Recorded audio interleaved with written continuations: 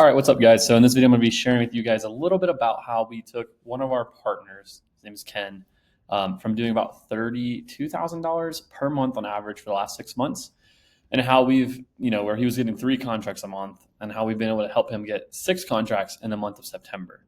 So not only has he gone from basically, 3 contracts a month and also doing about 30K a month, but we have basically projected on the board for the next 30 days in September, we had 96K, which in my belief would be his biggest month he's ever had, by a little bit.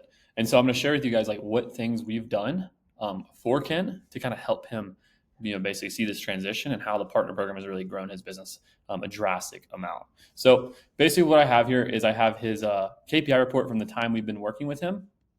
We started working with him on August 1st was the first day we started the partner program. And he had some KPIs from July that he has as well. And so basically I'll kind of walk you guys through his baselines of like where he was at when he was starting.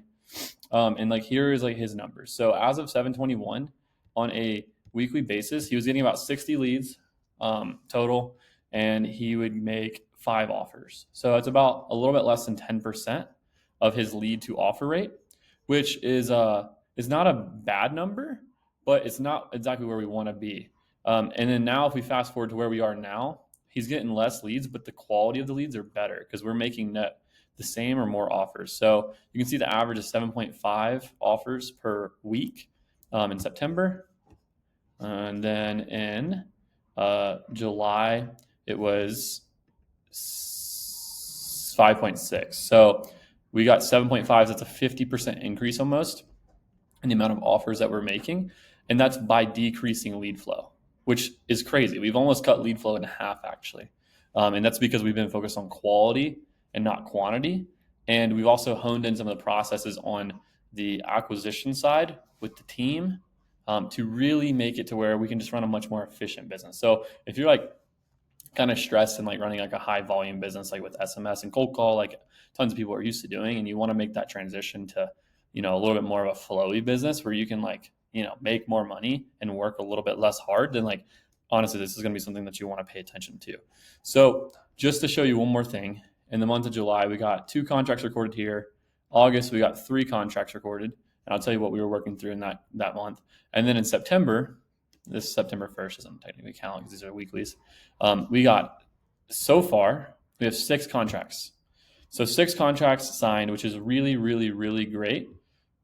And then you can also see our pipeline for the next 30 days, how it's gone from 3, 2, 1, 1, all the way down to 1, 2, till nothing, to now we're at 3, 4, 5, and then 3 because we just got a couple closed. And you can see our projected revenue for the next 30 days, which we just started tracking, went from 40K to 69 to 96, and then we closed a couple of deals, and then now we're back at 64,600. Not to mention that each week you can see exactly how much we're contracting in revenue. So like before, when you look at this, our average had been about 21,000. Now for the last 4 weeks for the month of September, we're averaging $41,000 in contracted revenue. So that's a major, major, major increase. And it's going to set us up for a fantastic October where we'll probably have a 6-figure month based on what everything is looking like right now. It's going to be very close. And this is all moving into the hardest time of the year to sell deals, because you guys, if you have anything listed, you already know that deals aren't moving, right? Deals are not moving as much. Q4 is not a time to make money. It's not a time to get rich. It's a time to make sure you don't lose any money. But we're actually able to grow this company and make more money for the operators and basically do it in the hardest time of the year. So that's not because we're doing anything special. It's because we're going back to the fundamentals and doing it really, really well. And that's what we're really great at. So basically, let's go through this and we're going to kind of review. This was the August stuff, but a lot of the stuff we did in August set us up for a great September. Everything works and is lagging, right?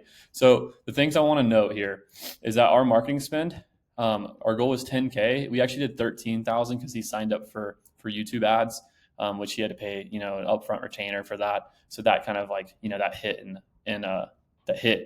in the month of August, even though it was starting for September. And that was one of the big reasons why we got a lot more contracts.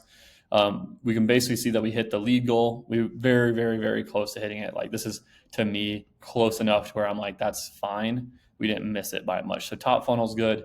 But then the thing I love the most is that we actually broke our appointment goal. So we wanted to get 60 appointments and we hit it by 120%, which means that some of the things we were doing on the appointment setting side with the process was making us more efficient. And this was because we increased the quality of our leads. And this is before adding inbound. This is increasing the quality of our leads on the outbound side with cold call and SMS. And this allowed us to get more appointments and beat our goal very easily. But we had a major flaw in our process going from appointment to offer, which resulted us to have a 71% hit rate on our offer goal. So we actually only had 34 offers. We should have had 48. And this is because of a flawed acquisitions manager and a flawed lead manager. And so once we churned these people out and replaced them with actual hungry people, the whole entire business shifted. So like if, I was talking to another guy and he was telling me like, man, like my acquisitions guy's like not following up with hot leads. He's not performing, whatever. He's like, how do I get him to perform? I'm like, bro, fire him. He sucks. Like that. You have to have a standard that you're willing to accept. And like what we had to do is we had to clean house and then really raise the bar for how things get done. And when you do that, you see a massive increase. So right here, you can see, let me just do this math. This is for August. We had 72 appointments set and we completed 34. So our completed rate was 47%. You can see on my phone, that's 47%. It's backwards, I know, but that's what it was for August. So I'm going to pull up and do the math here for what it is for September. And you guys are going to get to see me do this live. I actually don't know what it is. So you guys are we'll see if it's actually a good number. It should be. I would be very shocked if it wasn't. Okay. So it's actually worse. So while I'm going to eat my words here, while we didn't fix this issue, our appointment set to appointment to offer, the thing we did fix was we had a much better acquisitions manager in place who actually would follow up and close deals. So like if we were going to look at this and say, why did this work so much better? It's because of the actual close rate. And so I know I had 6. So that means we closed at 20%. Yeah. Whereas before we were closing, and if we just go back and do, and again, the summer should be the hottest month, so it should be the easiest to close. So let's just go all of August right here. Boom, that's our offers.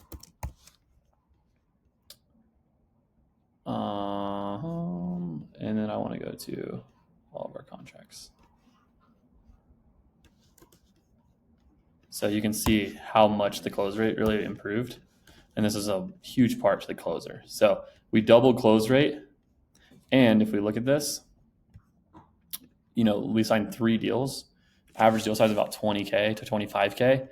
We got 3 deals, project 110. That's 35,000 roughly a pop. This one was a 20K, and these 2 were a little bit smaller, 17.5. But if we were to take 130,000 plus 135 plus 35,000, so that's $165,000, and that's on 6 contracts.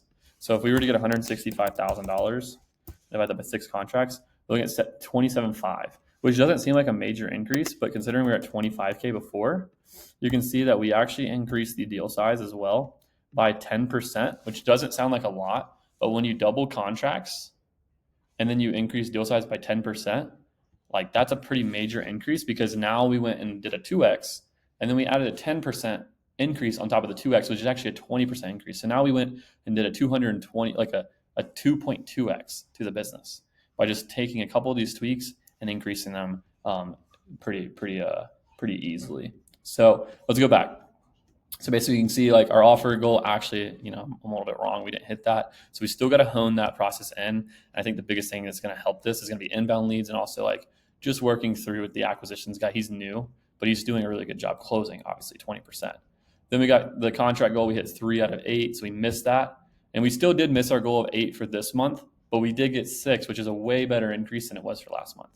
We only had 1 sold deal because our pipeline in July was pretty dry and got used up. Revenue, we missed it. And then profit, we missed it as well because of everything else. So the big things when I look for September is we set some goals. So we want to hit 15K in marketing spend.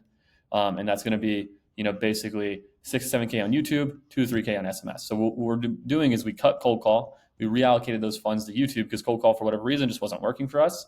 And we allocated it here. We set a lead goal for hitting this. This was all an estimate based on what we thought the leads could be. We hit an appointment goal, which is 60. You guys saw we had 70, so we easily broke that. We only had 30 offers, and we were supposed to have 48. So we still got a problem here that we're going to fix for this month.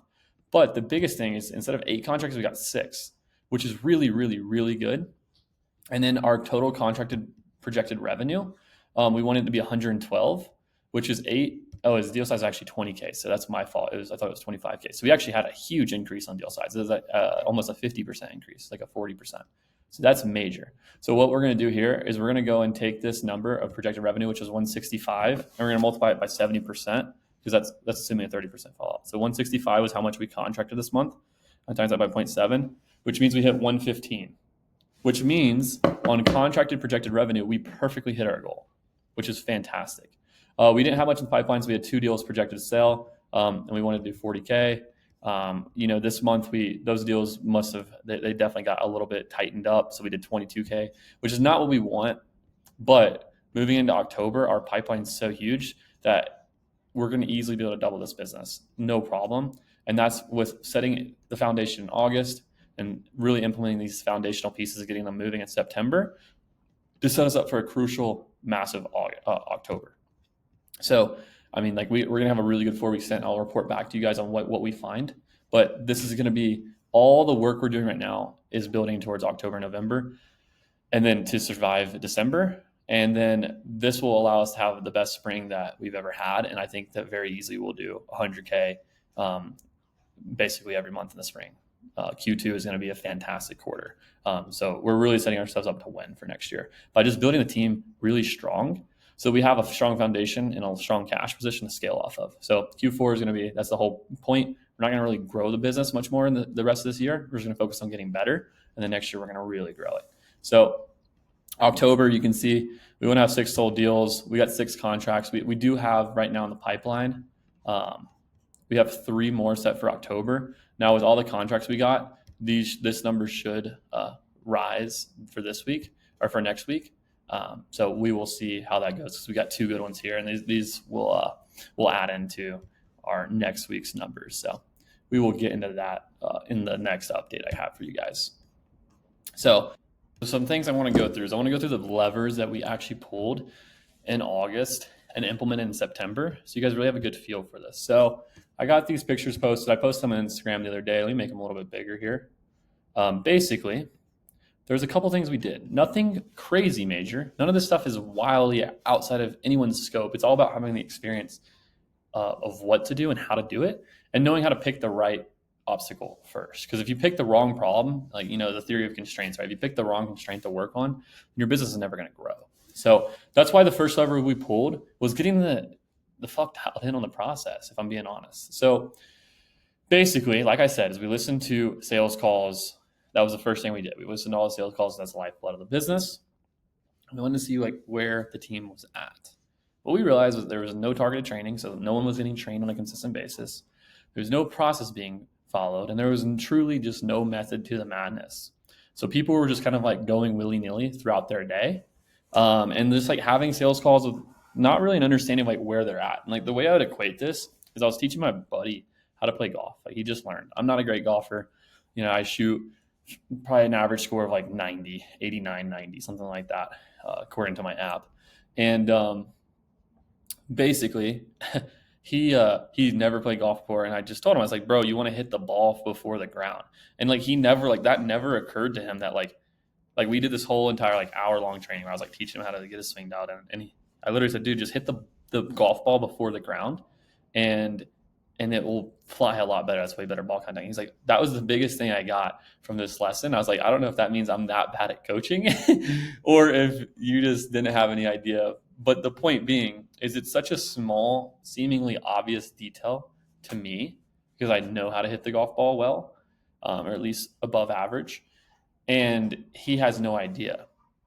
And it's the same thing when you're doing sales. Is you've closed so many deals or so many contracts or gotten sellers agree to whatever terms, right? So many times. So whenever you have someone else doing it, and something super obvious, you might just miss it, right? It might just be a small thing. It might be tonality. It might be excitement on the call. It might be whatever. But the point is, we really need to focus on dialing this stuff in Because if our team is bad on the phones, and I was listening to calls for one of my buddies, he wasn't having success with a lead gen channel, and he was like, "Hey man, like what's going on? Do you have any like opinions?" I listened to his calls, like, dude, this one's a really great seller. Honestly, just like that's really just a bad phone call.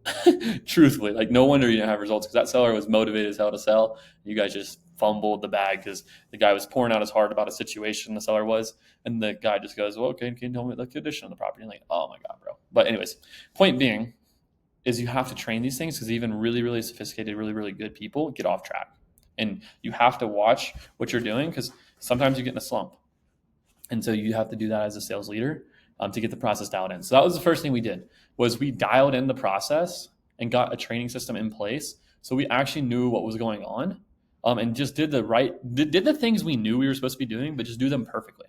Because advanced people do the fundamentals perfectly every time, and that's just the reality. So that was the first lever. The second lever is to replace all the C players. Yeah. So I don't think most people really realize what a good, talented individual is until they actually like see one, right? So most of you guys who are entrepreneurs are all A players.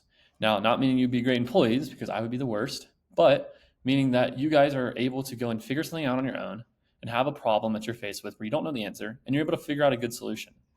And you're able to do it and execute it at a high level. That's why you're making money. That's why you're doing stuff. That's why you're watching this video, because you want to learn, you want to grow, you want to get better, you want to make more money, etc. And not everyone is like that in the world, and that's okay. So we had to replace all the C players. And so the team started with some cold callers, some texters, 2 LMs, an acquisition guy, and the owner. We had a bad LM, so we replaced him. We canned him. He just wasn't going to cut it. He was not the right profile, personality type, and just was not good. And we had to replace the acquisition guy as well because he was not accountable. He was just not good. He wasn't following up. Like just the standard that was being accepted was more of like, I need this guy to call leads because like I'm burned out. Even though he's not doing good, I still need him to call leads. That's flawed because he's just costing you more money. Like if you just cherry pick the deals versus having a bad acquisition guy, you'd probably close more deals and make more money by just cherry picking. And that's just the reality. If you have a good acquisitions guy, then like you're going to make more money because he's going to be dedicated and really, really, really ingrained in like the process and getting better. So that's what we did. This allowed us to basically, like I said, close deals at a higher rate, have bigger deal size, and also just like be more efficient as a whole. You guys saw the leads to offers number went from about 10% of leads got an offer to about 20% of leads got an offer. So that's a pretty big increase, or whatever the number was, but it doubled. So that's the second lever. And if you're not auditing your team every day, every week, every month, then like you're going to be in a bad place. So like literally like in the monthly review, one of the things we do with our partners is we literally have them go through their team members and talk about what's going on. So like lead manager Tyler, he's good personal skills but struggles with price versus motivation. So like just like understanding like if it's a high price and good motivation or no motivation, how do we like continue the conversation? Team member 2, Dawn, needs to practice on her delivery of the script and asking additional questions on motivation. So she needs like help with verifying the motivation. So understanding what she does good and then what she does bad. And team member 3, acquisition manager Adam, great report skills, needs improvement on comping and insisting with going over the agreement together. So basically going over the agreement together, getting the deal closed and comping. That's like what he needs. Obviously he's new, so those are things you got to learn. But we're evaluating the entire team on at least a monthly basis, on a weekly basis, to know who's doing good, who needs support, who's kind of like sad, who's happy, who's performing well, who's good at X, who's good at Y, so we can collaborate as a team. And that's a huge part of team building that I think people just sleep on. The third lever, start inbound leads. This is going to be a big thing. This was a big thing for September, and this will be a big thing for all of our partners that we're working with. So a lot of you might already do it, but property leads was the first one we started working with, and we locked up a 45K deal within the first couple of weeks of using this lead source. And it was also locked up by an acquisitions guy Adam, who literally was just, I think it was his first appointment. Let me see what it says. The crazy thing was it locked up by a fully acquisition man. He'd been a dog from day one. But basically, like, yeah, I think it was like one of his first appointments. And Ken like took the phone call, set the appointment for Adam. The seller said to Ken, I want like 100K. And then Adam went and locked up at like 40. So it's like he just did the work that needed to be done. and locked it up from day one. So it's honestly like just inbound leads is so much powerful. And so we started YouTube leads, and it's honestly been doing really well for a lot of our clients. And yeah, so that's basically the gist there. So if you're not doing inbound leads, you need to have good acquisitions. And if you don't have good acquisitions, because that's why we pulled it as the first lever to get the process dialed in, have sales really dialed in, then you can't do inbound leads. You're just going to waste tons and tons of money. And you also have to pick the right sources for inbound leads. So there's a couple things that work. Property leads, really good. Leadzolo, really good. YouTube ads, really good. Direct mail, really good. Those are the couple of the ones I'd recommend. Nationwide PPC, solid, really solid. And then, every marketing channel outside of that does work. I have people having success going direct to agent, people having success cold calling. Like all these channels work. You got to figure out how it works for you and like what works at the highest likelihood. So there's obviously better things for better people. Like direct mail is better if you only want a certain property in a certain location because you're flipping it or you just have certain buyers. That's why direct mail is really good. Digital is better because if you like YouTube or PPC, the bigger market you go after, like the bigger MSA, the bigger population, the more markets you're in, the cheaper your leads are. And for PPC, like your lead quality will be a little bit better than YouTube, but your lead cost will be a lot more as well. So there's a lot of pros and cons, but all this stuff works. You just have to figure out how to make it work for you. So that being said, kind of want to give you guys a rundown on how we were helping Ken grow his business, and I will keep you guys in the loop of how this is going to scale over time. Our number we had drawn up when we met around the first week of September was October is going to be $130,000. So we made a goal of 100K in revenue, which is a very, very healthy profit margin. And so our goal here is to not increase expenses, but to do definitely increase revenue, which is going to increase profit. So if you guys are interested at all, let me know. Comment below this video, message me on Instagram, whatever it is. Click the link in the bio, and we can see if we can help you out if we're a good fit to work together. So otherwise, I will talk to you guys later. I want to give you guys an update on some of the things we're doing for our partners to scale into Q4 and make more profit than we've ever had before. Peace.